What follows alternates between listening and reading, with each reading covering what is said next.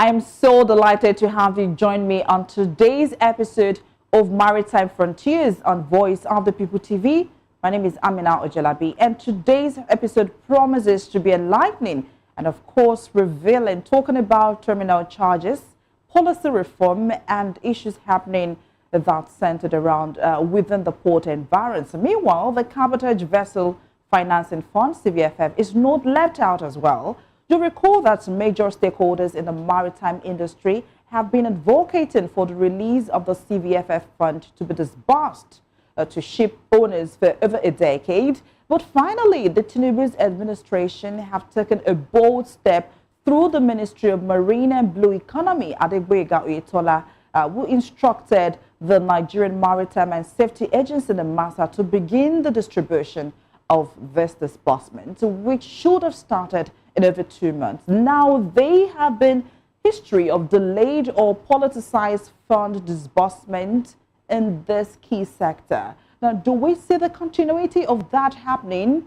or the move now which is in favor of the growth of the industry? Now, these and more in this one-on-one chat with Dr. Farinto Kayode Collins, CEO, Wealthy Honey Investment Limited.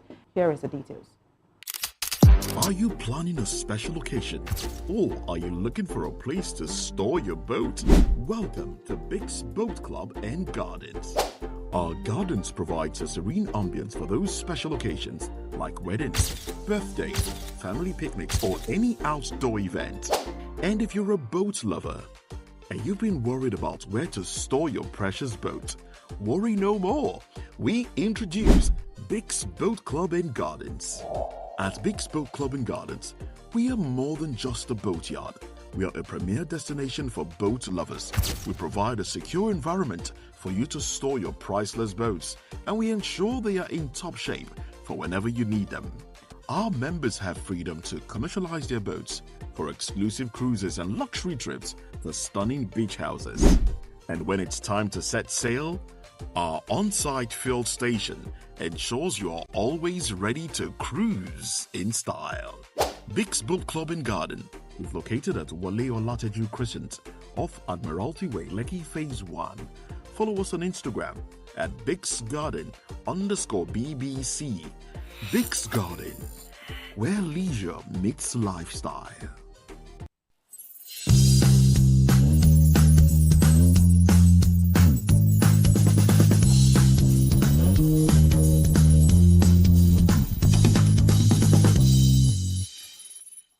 Thank you so much for joining us on this special edition of Maritime Frontiers, and I'm glad to have you here. Please, can you kindly introduce yourself to us, please? Thank you for having me. My name is Dr. Farinto Collins. I'm the CEO of Wealthy Honey Investment Nigeria Limited. It's a licensed customs agency.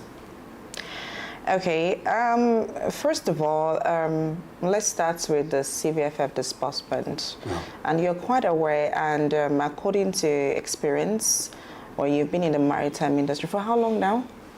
Not long, maybe 3 decades now. 3 decades is quite long, and you have been advocating for the CVFF disbursement. Yeah. And now that, thankfully, this administration, the Bola Tinubu's administration, has finally pushed it. Okay, now the CVFF disbursement should be implemented by NIMASA. Yeah. Now the question is, but right now there is no officially published guidelines or confirmed lending banks according to the recent news updates. Can NIMASA propose CVFF disbursements be deemed credible right now, or is it another recycled promise dressed in maritime jargon like they've been saying for over 2 decades you've been in the industry? Well, time will tell, but from my little experience, I'm one of those that have been advocating that the federal government should disburse the Cargo Vessel Financing Fund in the last 15 years, thereabouts, because I know that money has been in extra account. What we should even be talking about is that the money that has been in escrow account, how much interest has that money yielded. Unfortunately, our indigenous ship owners are going into extinction, and there has been a lot of conditions and prerequisites given to ship owners for this money to be disbursed about 7 years ago, and which I know that they have partnered with most of the commercial banks in Nigeria, and many of them have actually met the criteria. So going backward again, setting standard now means that the government is not serious about it. But I want to believe that Bola Tinubu government is ready to disburse that money, because it is high time our indigenous ship owners go to the field with their indigenous vessel.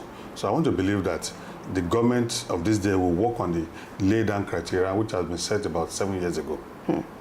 Now, let's talk about how will NIMASA ensure fairness and transparency in this disbursement of CVFF, because we have had some ship owners come to say that, okay, they are bluffing, or probably they have some specific interest of some people that will be taking part in this allocation of fund. What do you have to say to that, please? Yeah, don't forget that government is a continuum.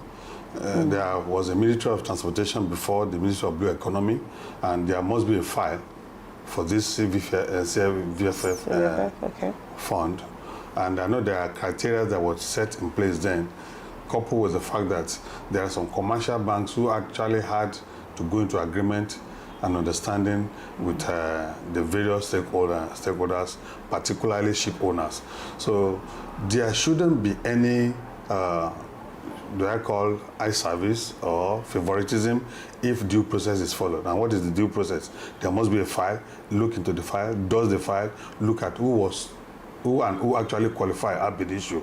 All you need to do is, recall the system and just invite the various commercial banks and the partners and say, are you still in partner with so person? Are you still saying that this person, XYZ company, is actually with you and can be given this loan?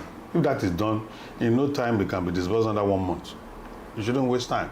Okay, so now in about 3 months we'll be talking about the CVFF, yes. And we keep still talking about it, yeah. And it's just like they have not. We've been hearing the primary institutions already. We've been hearing these already, but we have not been seeing action. We've not actually had, or maybe like the NIMASA have a meeting. Okay, these are the people that want to work with. In the last, I saw in the news that the NCMDB actually. They took a bold step. Yeah. Right, they were the first to take a bold step in calling some ship owners and of course awarding some funds to them. And now it seems that NIMASA, is being, to what I feel like they're being intimidated, and now they're calling NCDB to their side to work with them regarding the CVFF fund. Now, do you see this happening in about in the next, let's say, 30 to 60 days? Because we've been talking about this for over 3 months and nothing has happened. We keep advocating for this. We keep hearing we are going to disburse. We keep hearing that ship owners, okay, they should come forward, but no action has been taken. Don't you think this is also going to take longer than we are expecting? The problem with Nigerian policy makers or policy issues is the issue of bureaucracies. And bureaucracy, when it sets in, it kills good idea. Even when there are executive orders for some issues to be implemented, you now see civil servants bringing in bureaucracies, and that is why it is slowing down. However, I want to believe that NIMASA knows who and who in the industry. They have the register of the ship owners. They know the genuine ship owners. They know what have the owners that can actually weather the storm. NIMASA should come up and tell Nigerians the other problem we have in this part of the world is that the various government agencies are always being economic with informations. They don't dish out informations. They don't want Nigerians to know, except when you now insist on knowing what is really happening. By now, NIMASA ought to have told Nigerians, in the view of the ministerial directive, these are the steps we have taken, and by so period, we'll be disbursing the money. All has to do with bureaucracy. And I want to believe that Bola Tinubu's government will make sure that this money is disbursed to Nigerian ship owners. I want to believe so. Because a lot of things are put in place in the industry. Okay, now you are a freight forwarder. Yeah. You're a businessman. Yeah. Okay, and let's talk about the I'm a freight forwarder and a maritime consultant. A maritime consultant, okay, good. Let's talk about the call-up system. Well, I can boldly say that Nigerian, I've been in this country for about a decade now, and I can boldly say that we don't have consistency in our implementation of policies. Yeah. The call-up system was put in place a few years back, and you know, the NCS, they have actually followed the rules and guidelines of this call-up system. All of a sudden, now we have other agencies writing about this call-up system to be reviewed. Yeah. Why should that be happening in this country? It is imperative that the call-up system must be reviewed in view of the fact that you cannot shave my head in my absence. Who is actually a key player in the call-up system is the freight forwarders. And we have a situation in the Nigerian Port Authority call-up system. We have people who are not even stakeholders. When I say stakeholders now, they are not even directly attached or connected to the cargo. They are the ones that have been licensed by the ECO. We even have civil servants. We even have Nigerian Port Authority security personnel and many other security agencies being licensed to run this call-up system. When freight forwarders that are even the one carrying cargo must now need to limp to them to get their cargoes loaded from the port. And that's why the call-up system is failing. When they started at Benicio, it was a very good, call-up system is a very good idea, very lofty. Its implementation has been bastardized. I won't say more than that. Now, I've had the opportunity to talk to some freight forwarders, and they talked about extortion of cargoes, extortion of this. How do you think the NPA is actually taking this up to work close and look into it? NPA has not done anything about it, and you are actually taking me to a department I don't know what to delve into. But because I did remember mentioning to Nigerian Port Authority that if you want your call-up system to work very well, there are people who are part of your security department that have worked in the port in the last 10 years, and you are recycling these people.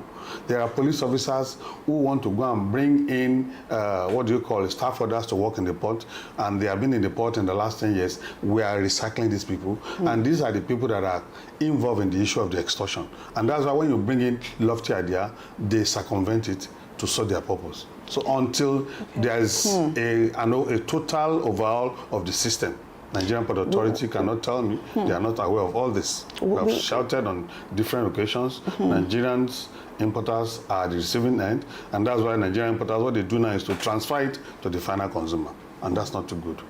So now we have a lot of agencies here in the port, and some are licensed, some are not licensed, and some are just working. How has the government been able to fish out those that are not meant to be in the port, that are taking charges and all of that? I mean, it's affecting business owners like you, isn't it? Yeah, it is. Yeah, so what do you think that the government should do? I remember what are they not doing?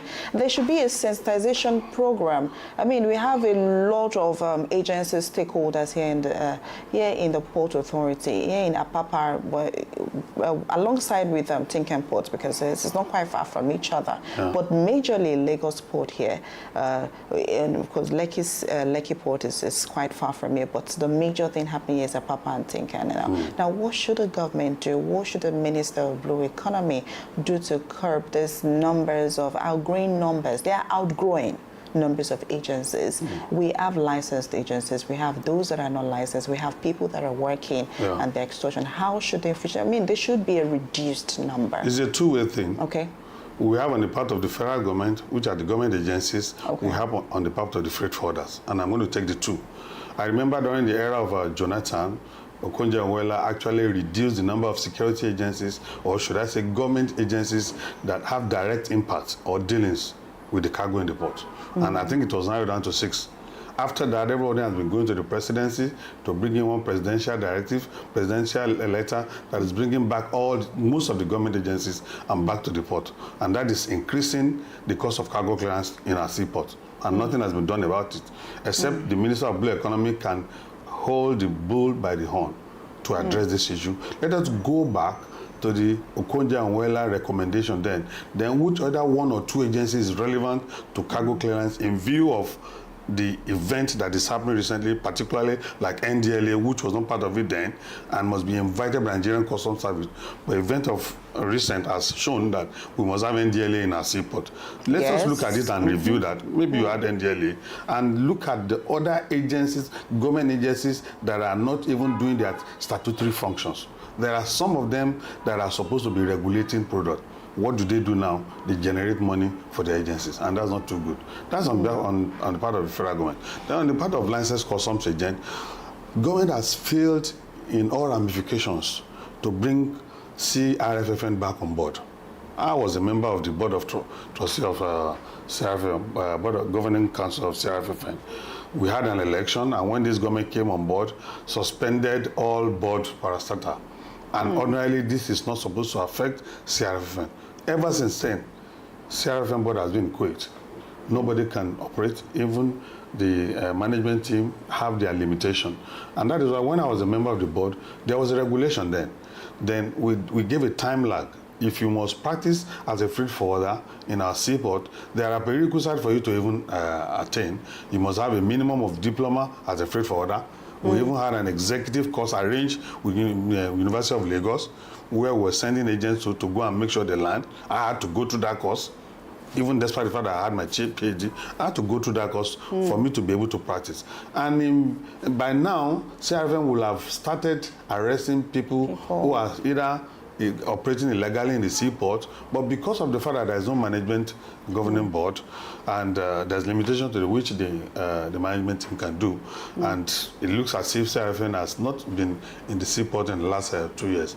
That is the major challenges we have on this, and that is why we cannot regulate the industry. We have everybody, stakeholder who claims to be stakeholder. People who even came to the port to sell pepper, to sell materials, and now being converted as freight forwarder. And it is very unfortunate that we cannot even regulate it. There are prerequisites, we set a time lag. These are the things the government should go back to. If you must sanitize the industry, you must go back to that. And before you know it, under 6 months, this can be done. Yeah, can be achieved. How do you think they can achieve that? The government should come back and make a political statement, a categorical statement on the governing board of the CRFFN, whether you bring in the last governing board or you conduct another election, so that they'll give the management team political will to operate. While I was coming, heading to Apapa, I began to see that some trucks are already occupying the road. And this is called for. Occupying the road? Yes, I mean, I'm seeing double lanes, I'm seeing, which of course can eventually cause traffic congestion. Yeah. And this is, and we can also recall that Eto system. This is under the Eto system. Yes. And while the other agencies are also calling for the re-implementation, looking into these policies again, these are also disadvantages of what is causing in the states and in the environment right now. And what do you think should be done to curb this, not to enhance or escalate further? It's a simple English, just review the eco-collapse system. Who are those that to review? It's Nigerian Port Authority. I just said it that the eco-collapse system has been, there's now human factor in it, and it has been bastardized. Let me just do that one. So it must be reviewed for it to re-engineer a system. When you have a system that you see that you have been using for quite some time, and it looks as if people are now circumventing it, there must be a review. You know, Nigerians being what we are, and people are not patient. People want to get their cargo on time, and you don't blame them. They are paying demorages and storages. So they want to play on the system and see how they can supplement it. And that is why for you, in the population of ours, there must always be system review, or maybe quarterly, or every year. Even the NCS has been saying that our port are congested, and that is why the Eto system has been put in place. And we know the current state of the country, that a lot of people, a lot of business owners are struggling right now in the country. Now, with increased port congestions and delayed cargo clearance, should demurrage charges still apply when delays are caused by terminal inefficiencies or custom bottlenecks beyond the importer's control? Because right now, it's not the importer's fault, right? The answer is no. And in the last 4 years, I've actually advocated on what you just said. We even have situations where vessels will call, bat at the key apron, the consignment will be unstuffed, left at the key apron, deliberately some terminal operators will leave it there, and before you know it, they start charging storages on Nigerian importers, and nobody has actually challenged them on that. I have been challenging them on that, and that's why the Nigerian Shippers Council's Act needs to be reviewed, because the Act that they are operating now makes them to only back and not bite. If the Act is reviewed, there will be sanctions meted to any shipping company or terminal operator that is actually extorting and exploiting Nigerians. So I think this must be addressed when the new bill is passed into act. Okay, now given Nigerians' push to boost export and port efficiencies, are terminal handling charges in line with global best practices, or are they deterring competitiveness for Nigerian exporters and importers? Yeah, when you talk about terminal handling charges, yes, because even the terminal handling charges, who determine it? What happened was a situation where what we actually inherited from Nigerian Port Authority, some few people who believe they are stakeholders or they have power just sat down and they review this thing, and I'm very sure Nigerian Shippers Council cannot tell me she's aware of it. So the issue of the terminal handling charges too needs to be looked into, and there shouldn't be disparities in the various terminal handling charges. I even have a situation where it is very unfortunate that I put it to you, maybe you need to investigate. Do you know that the cargo consolidators are even extorting Nigerians? They are extorting Nigerians, they are charging Nigerians illegitimate and illegal charges. I put up a letter to the Nigerian Shippers Council two months ago on a particular experience that I had. Have you got a response from them? No response. Somebody actually called, and that has been the habit. When you complain to them, somebody will call you or send you a letter that we are aware of your complaint, we are looking into it. And that is the end of that story. Cargo consolidators are extorting Nigerians now as I talk to you. You have a situation where, let me give you a scenario of what I'm saying. If I have a box, 1x20-footer container, and the terminal handling charges may not be more than 200,000. But we have a situation, what is a consolidation? You have a cargo, I have a cargo, your cameraman, two of them have cargo, and we cannot afford containers. We now rent one container, and that is consolidation. All these goods will be grouped in a container. You now have a situation where you are likely to pay more than what a box owner pays with your little cargo. Maybe it's not more than 10 kg. You are being charged more than what a 1x40-footer container pays. We wrote to Nigerian Shippers Council, and nothing has been done about it. So cargo consolidators are ripping off Nigerians, and nothing has been done about that. Go and investigate. I'll give you evidences here of what is happening on our cargo consolidation. Okay.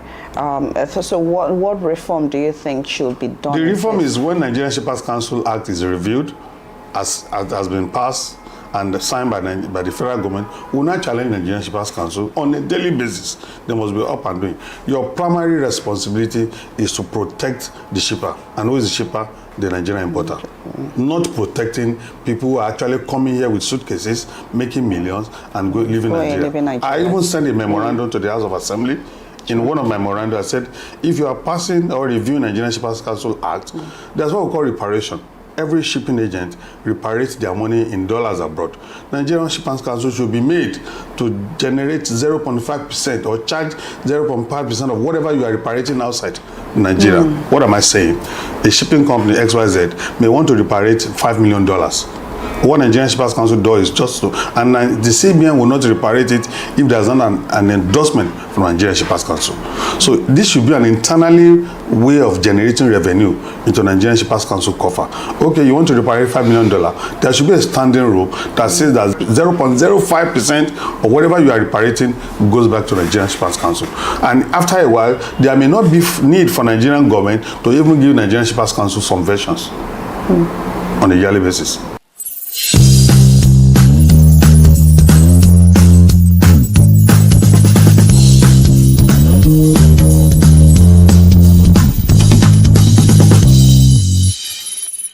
You're welcome back. The Papa Command of the Nigerian Customs Service has shattered records once again, raking in over 1 trillion naira in revenue by the first week of May 2025, now a full 45 days ahead of its mid-year target.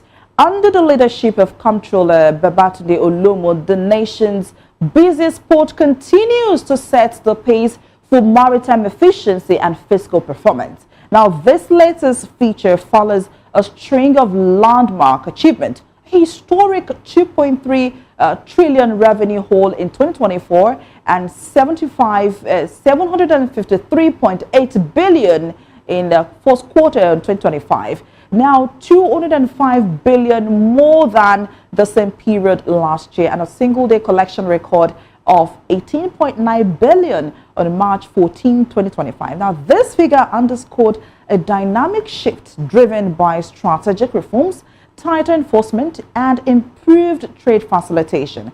The Public Relations Officer, Superintendent Tunde Ayagbalo, credited the milestone to Comptroller Olomo's proactive leadership and operational precision, as Apapa Port solidifies its role as Nigerian's premier trade gateway.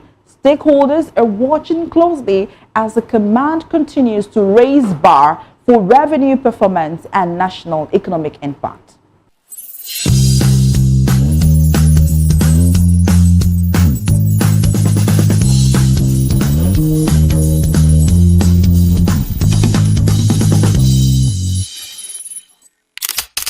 Are you planning a special occasion, or are you looking for a place to store your boat? Welcome to Big's Boat Club and Gardens. Our gardens provides a serene ambience for those special occasions like weddings, birthdays, family picnics, or any outdoor event. And if you're a boat lover and you've been worried about where to store your precious boat, worry no more. We introduce Big's Boat Club and Gardens. At Big's Boat Club and Gardens, we are more than just a boatyard. We are a premier destination for boat lovers. We provide a secure environment for you to store your priceless boats, and we ensure they are in top shape for whenever you need them. Our members have freedom to commercialize their boats for exclusive cruises and luxury trips to stunning beach houses. And when it's time to set sail, our on-site field station ensures you are always ready to cruise in style. Big's Boat Club and Garden is located at Wale Olateju Crescent off Admiralty Way, Lekki Phase 1. Follow us on Instagram at BigsGarden_BBC. Big's Garden, where leisure meets lifestyle. That will be all on today's episode of Maritime Frontiers on Voice of the People TV. For more updates on our program, do follow us on all our social media platforms at VOP TV Live, as we are streaming live on YouTube. Catch us more on SLTV channel 264. I am Amina Ojelabi. Do enjoy the rest of your day. Bye for now.